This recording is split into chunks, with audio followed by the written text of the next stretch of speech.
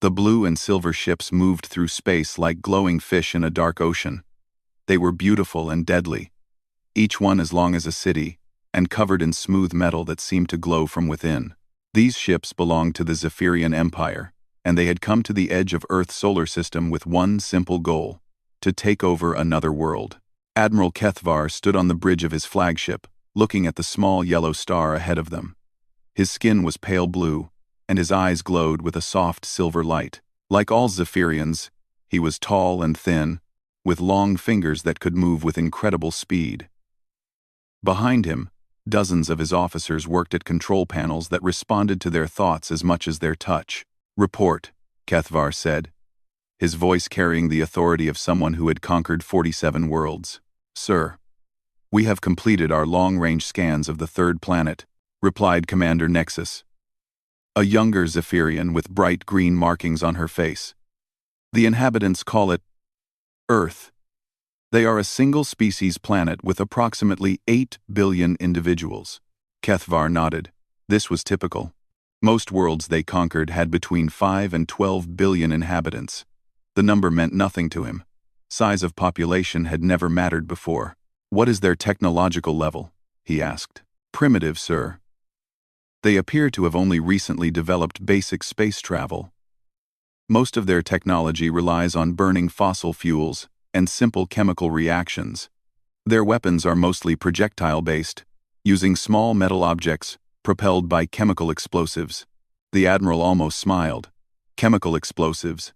It was like hearing about someone still using wooden clubs in an age of energy weapons. The Zephyrians had conquered their first world over 3,000 years ago. And every species since then had proven the same thing. Advanced technology always defeated primitive weapons. "Do they have planetary shields?" Kethvar asked. "No, sir. No energy barriers detected anywhere on the planet." "Unified government?" "No, sir. They appear to be divided into nearly 200 separate political groups. Many of these groups are actively fighting each other." Now Kethvar did smile. A divided planet was always easier to conquer. When a species fought among themselves, they could never unite against a real threat. The Zephyrians had seen this pattern hundreds of times before. "Psychic abilities?" "None detected, sir. Their minds appear to operate on purely biological processes. No energy signatures suggesting mental powers." "Perfect." Kethvar turned away from the viewing screen and walked to his command chair. "This will be an excellent training mission for our younger officers. Commander Nexus, you will lead the initial assault. Take 12 ships and begin standard colonization procedures."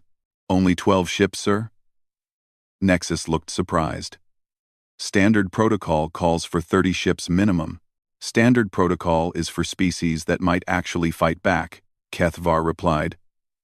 "Look at them, Commander. They're still fighting each other with metal bullets.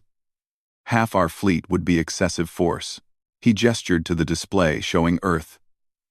"They have no shields, no unified command, no advanced weapons, and no psychic defenses. Their strongest explosive devices appear to be simple nuclear fission weapons that they've only recently developed. We've been dealing with fusion and antimatter weapons for millennia." The Admiral pulled up tactical reports from their previous conquests.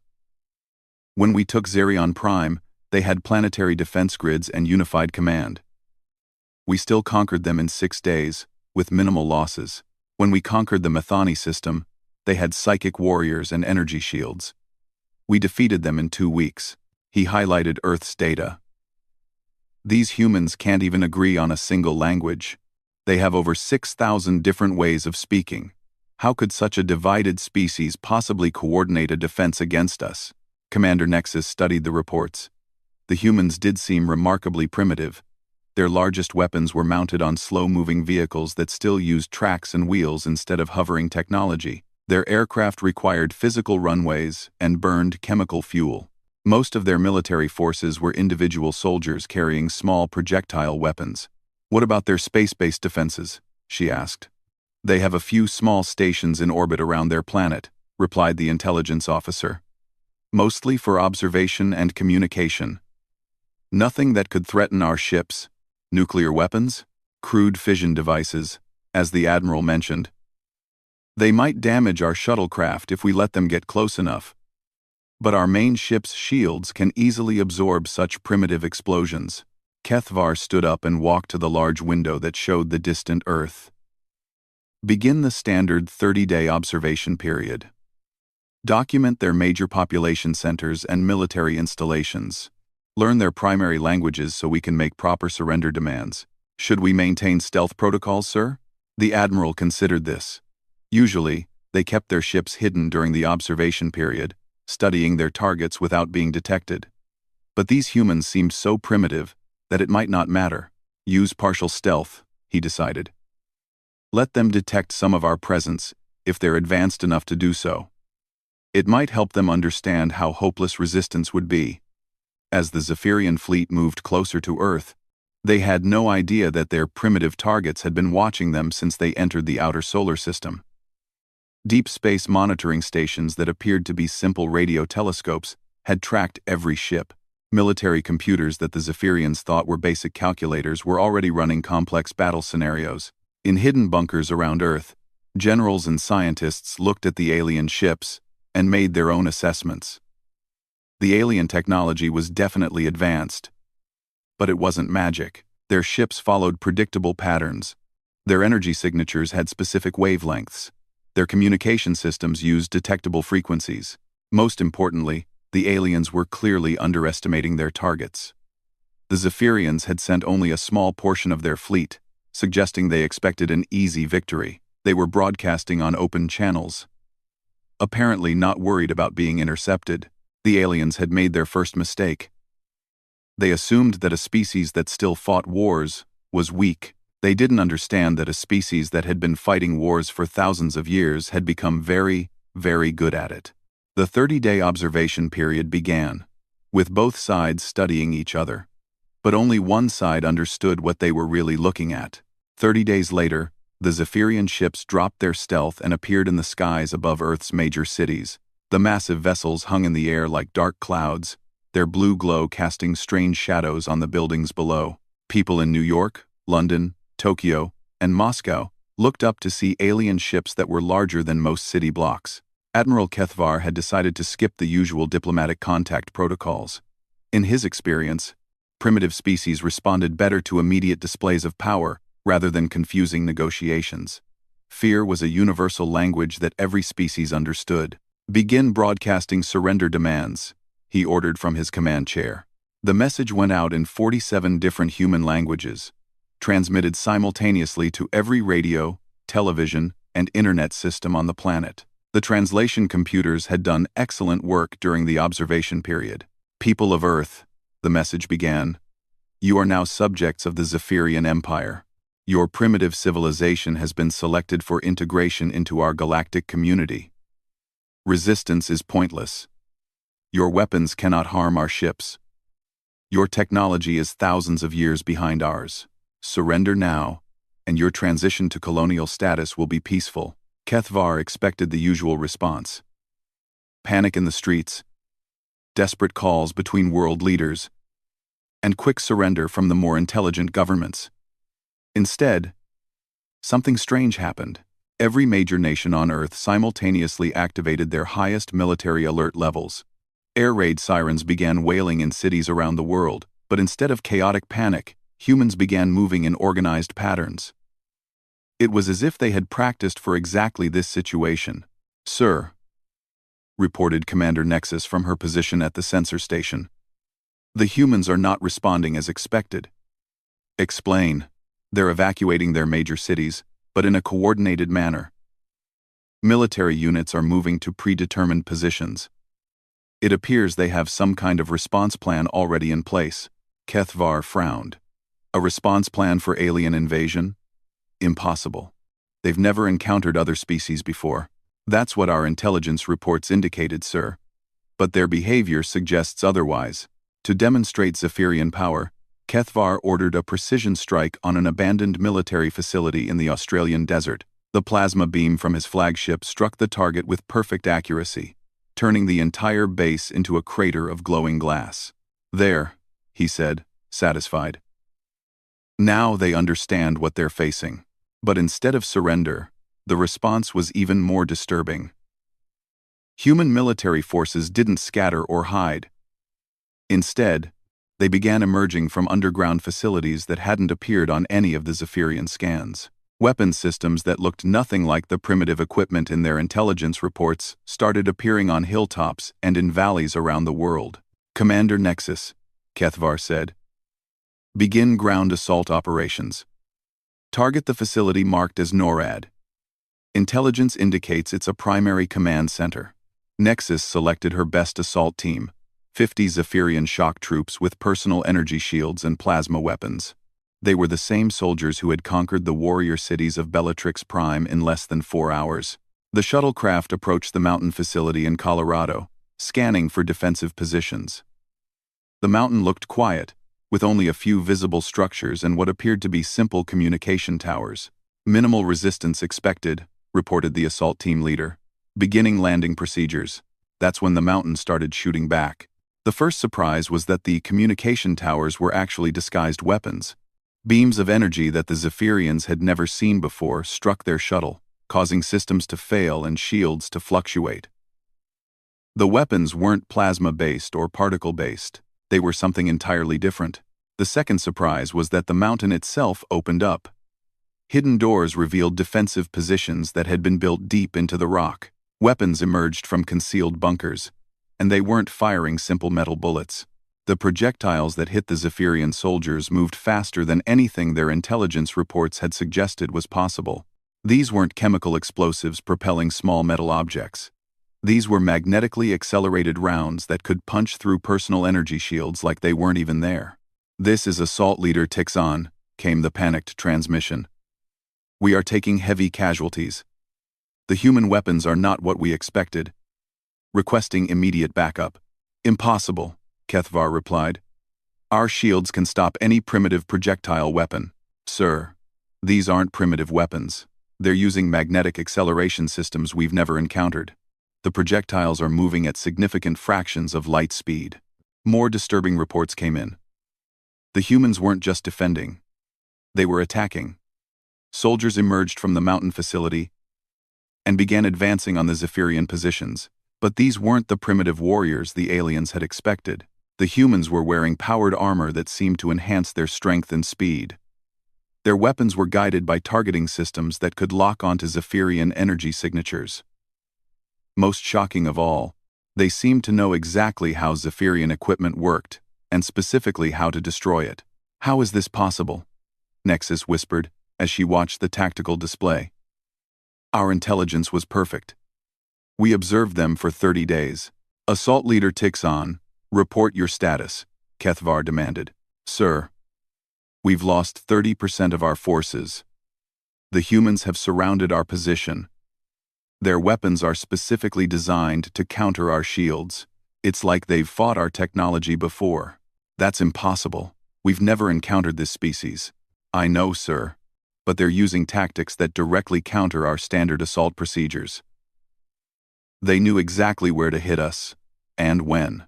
The situation deteriorated rapidly. Within 2 hours, the Zephyrian assault team was requesting emergency evacuation. Only 25 of the original 50 soldiers made it back to the shuttle. The rest were either dead or captured by humans who seemed to understand Zephyrian biology well enough to use non-lethal capture methods. "Sir," reported the intelligence officer, his voice shaking, "we're receiving communications from other Zephyrian fleets across the galaxy." "What kind of communications?" "Requests for information about human tactical capabilities. Apparently, other species are asking questions about this planet. Some are requesting permission to study human defensive systems." Kethvar felt something he hadn't experienced in over 100 years of conquest: uncertainty.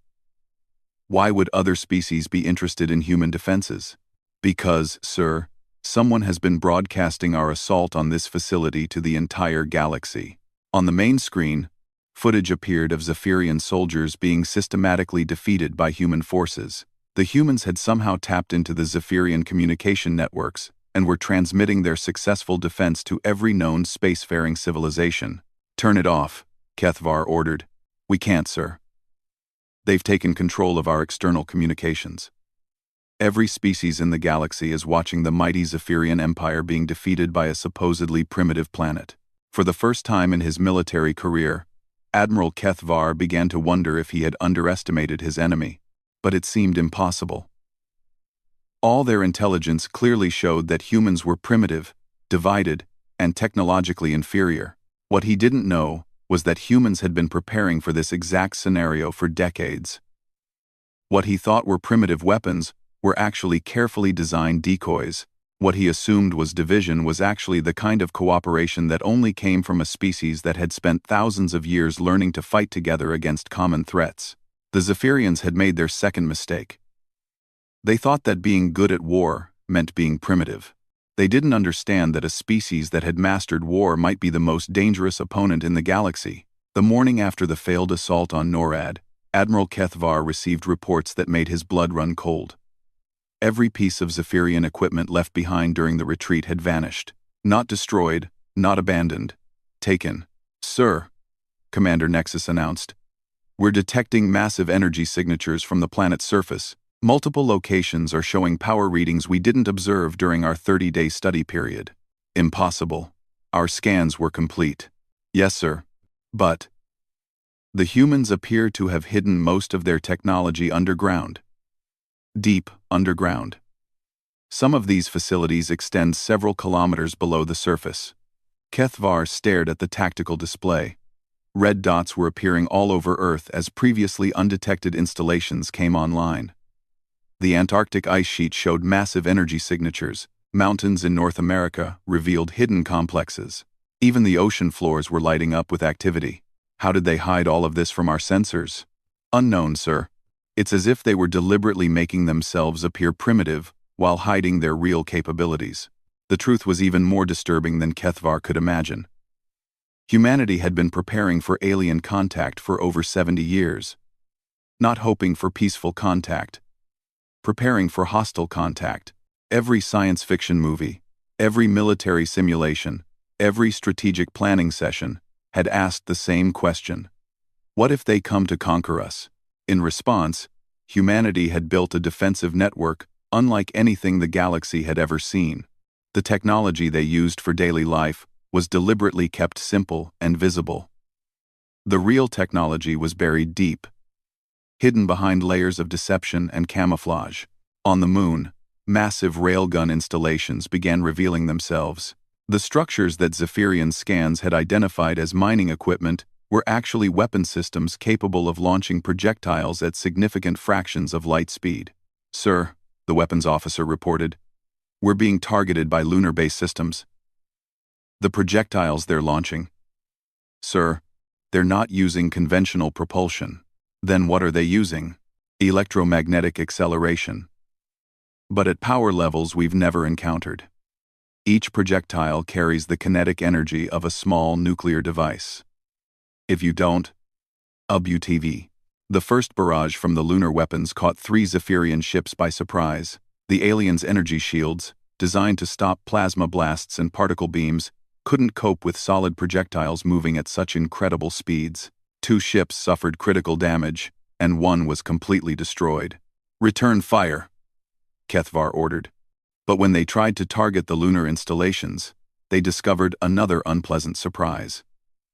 The weapons were protected by shield systems that seemed specifically designed to counter Zephyrian plasma weapons. "Commander, how is this possible?"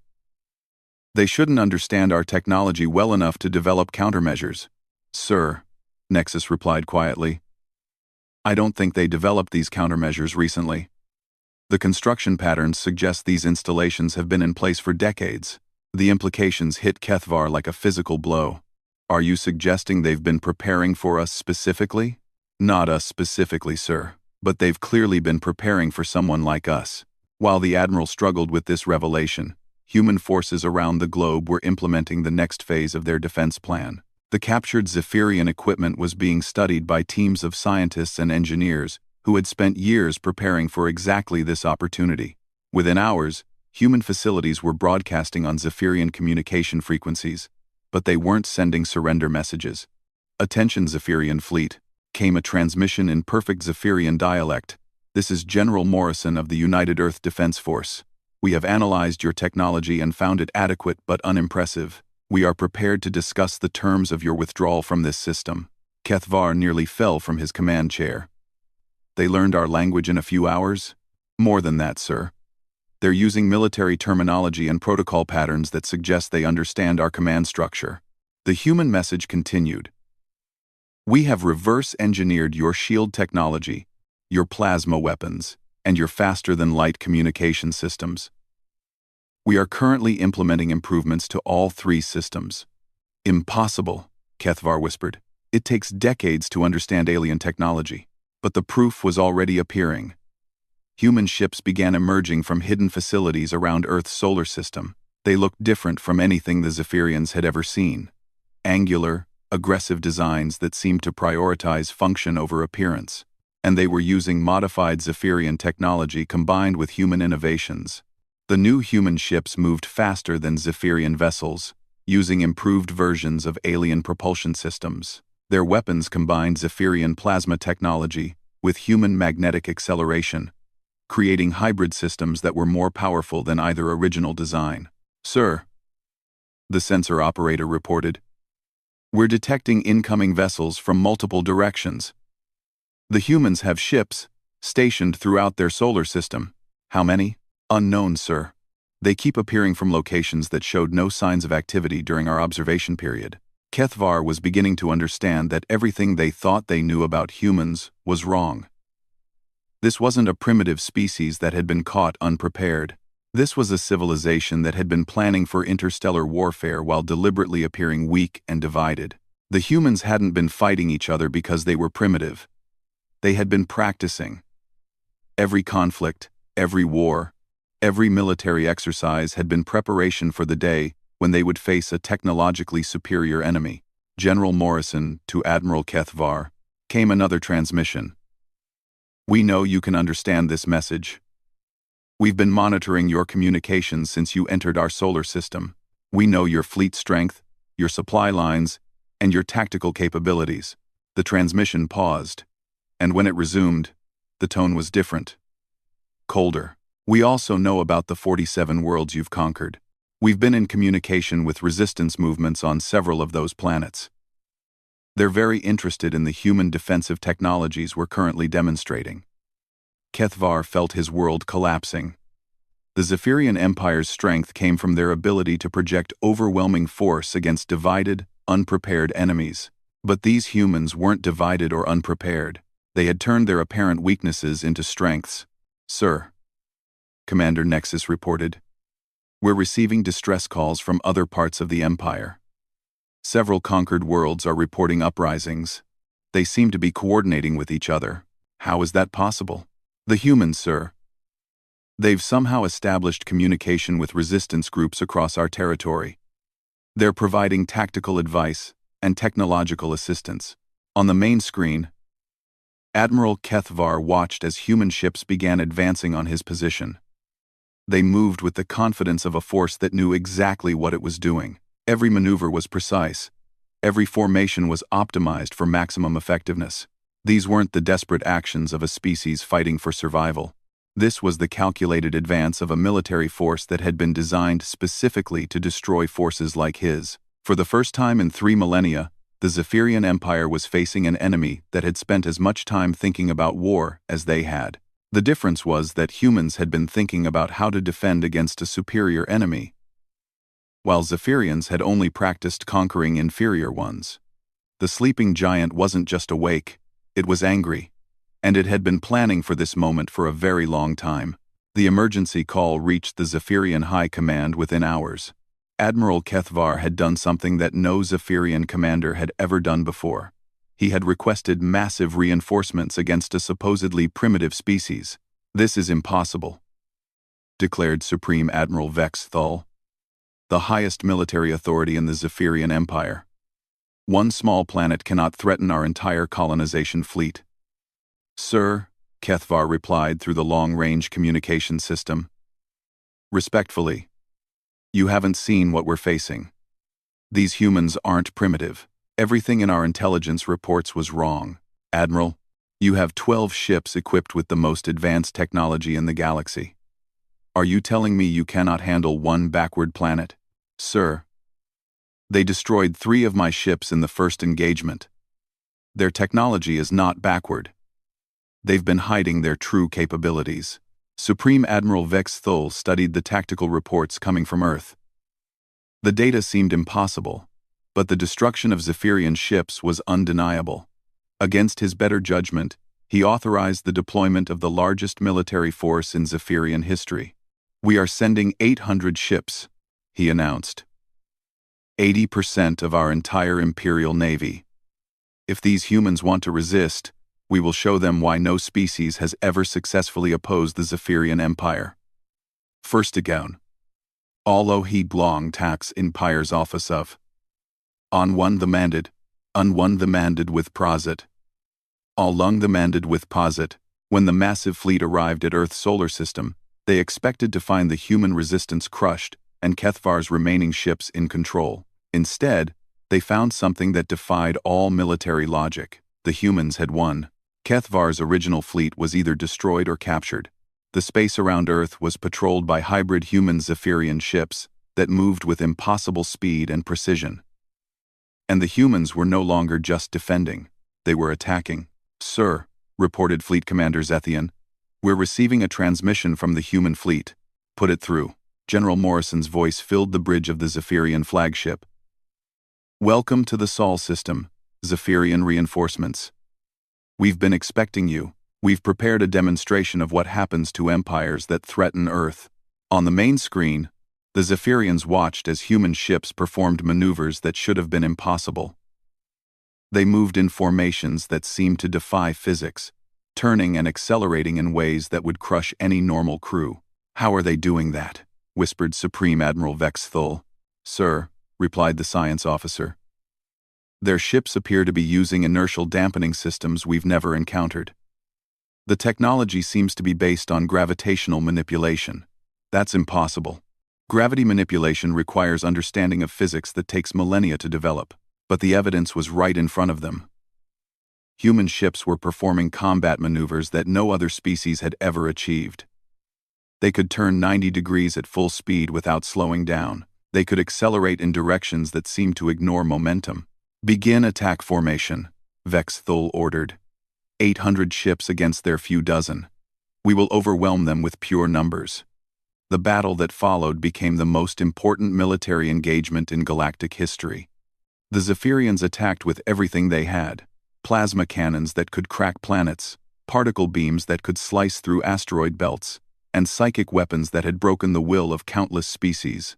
The humans responded with weapons that shouldn't have existed, projectiles that could curve around energy shields and strike targets from impossible angles. Energy beams that seemed to learn from each shot, adapting to whatever defenses they encountered. Most terrifying of all, weapons that turned the Zephyrians' own technology against them. Sir, reported the tactical officer, our ships are losing control of their own systems. The humans appear to have developed some kind of computer virus that specifically targets Zephyrian technology. How is that possible? They've had access to our captured equipment for 3 days, sir. They appear to have not only reverse-engineered our systems, but also found ways to hack them. As the battle continued, it became clear that the humans had advantages beyond just technology. They fought with a coordination that was unlike anything the Zephyrians had ever encountered. Every human ship seemed to know exactly what every other human ship was doing. Their tactical coordination is perfect, observed Fleet Commander Zethian. It's as if they have a single mind controlling all their forces. Check for psychic activity, Vex Thul ordered. No psychic signatures detected, sir. They're doing this through their communication systems, but the speed of their coordination suggests processing capabilities beyond what we thought possible. The truth was that humanity had connected all their military forces through quantum communication networks that allowed instantaneous information sharing across any distance. Every human commander could access real-time data from every other unit, creating a level of tactical coordination that was impossible for species that relied on traditional communication methods. But the most disturbing discovery came when the Zephyrians tried to retreat. They couldn't. Human ships had surrounded them using faster-than-light positioning that seemed to violate the basic rules of space combat. No matter which direction the Zephyrian fleet turned, They found human forces waiting for them. "Sir," reported the navigation officer, "we're completely surrounded.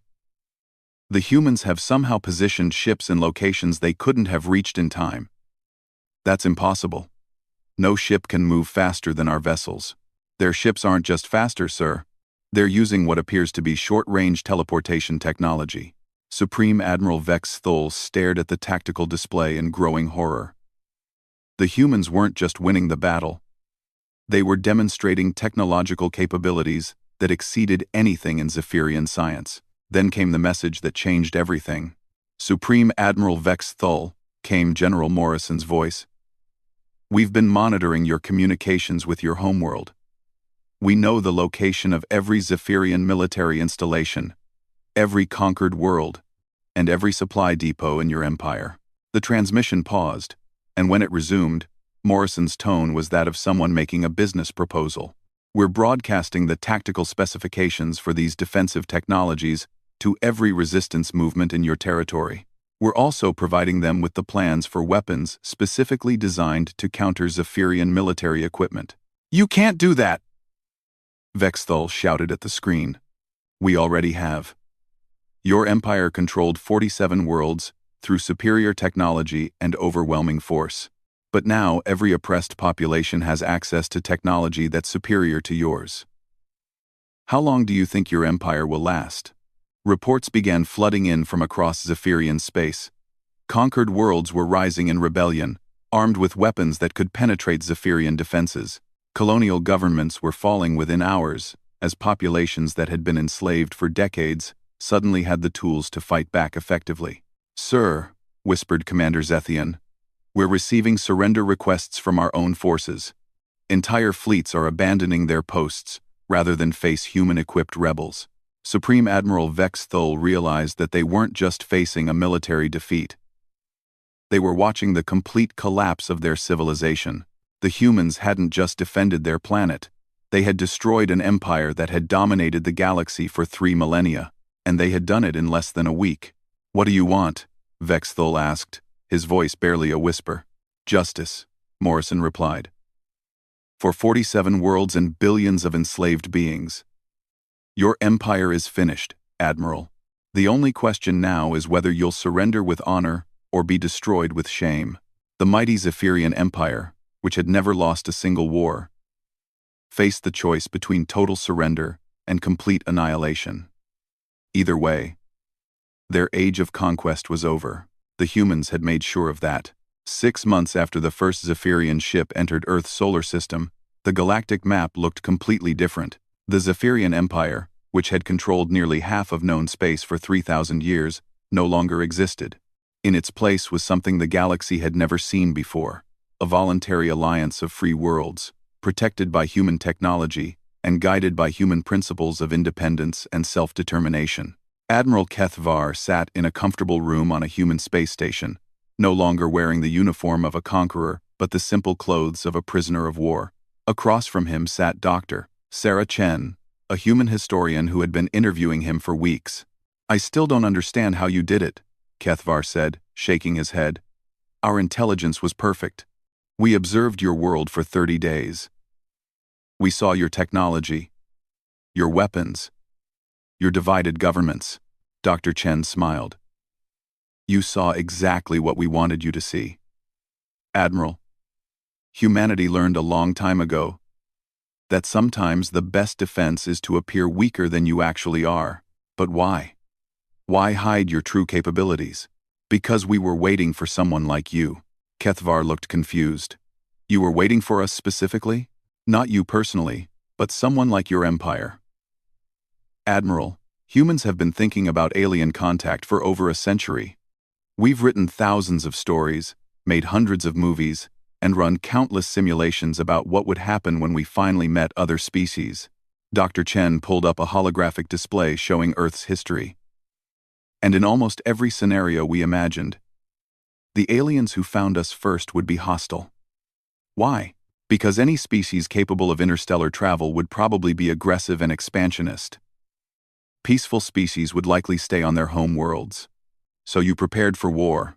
We prepared for exactly the kind of war you brought to us.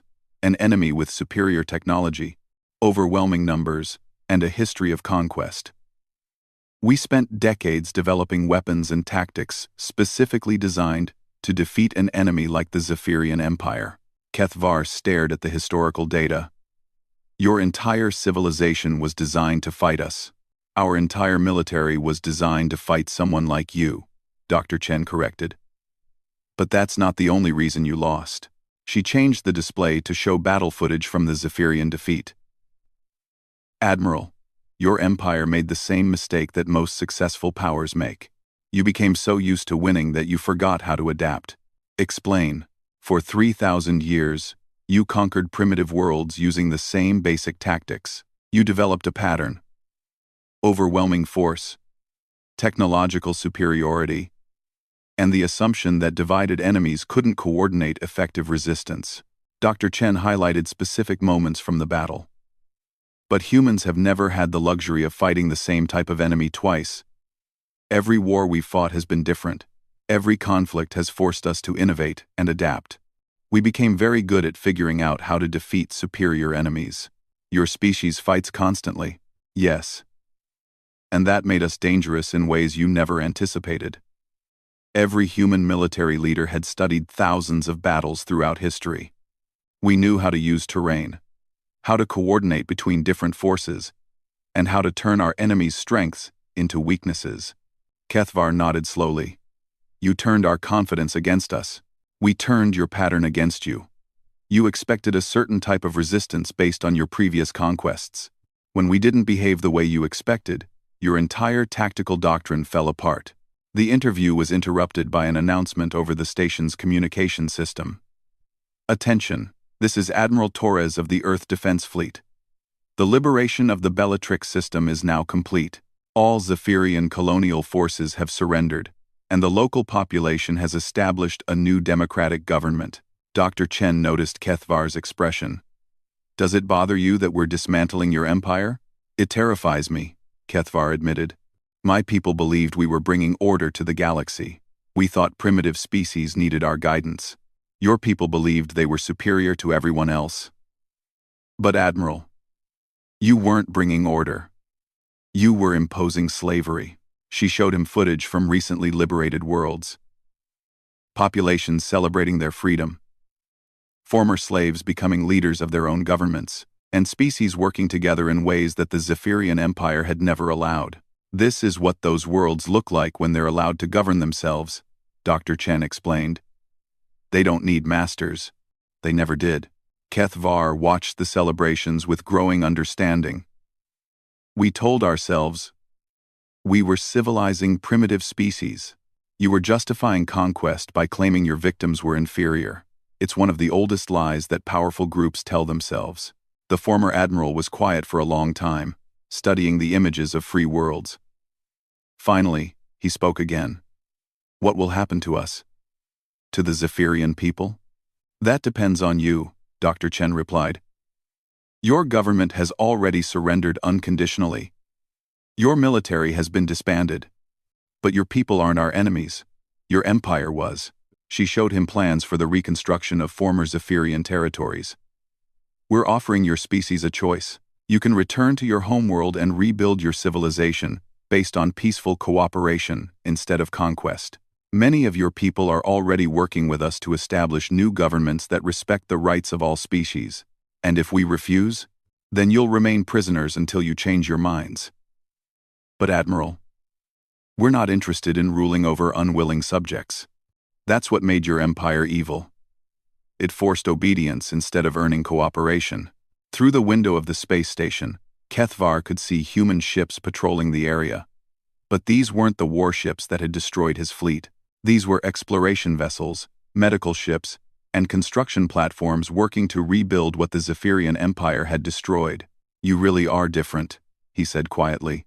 We learned something that your empire never understood. Dr. Chen explained. True strength doesn't come from forcing others to obey you. It comes from inspiring others to work with you. As if to prove her point, the view screen showed a mixed crew of humans and former Zephyrian subjects working together to establish a new space station. The cooperation was voluntary, based on mutual benefit, rather than domination. Admiral, Dr. Chen continued, your empire controlled the galaxy through fear for 3,000 years. But fear only works until someone stronger comes along.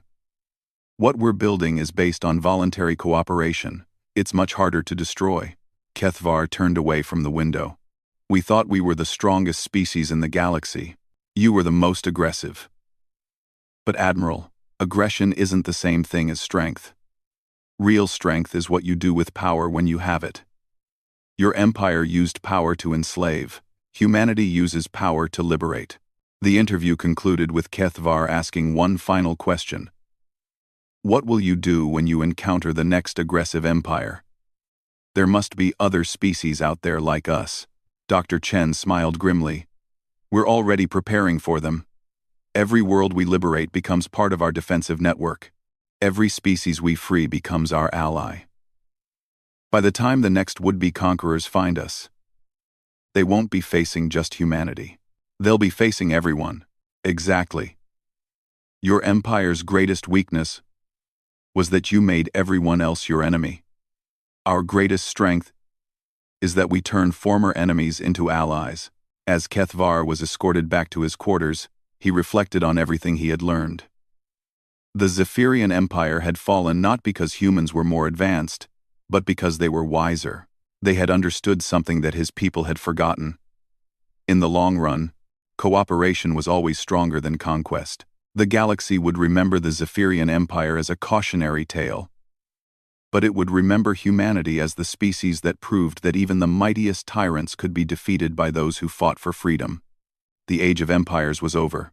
The age of cooperation had begun, and it had started with a simple message that would echo through galactic history.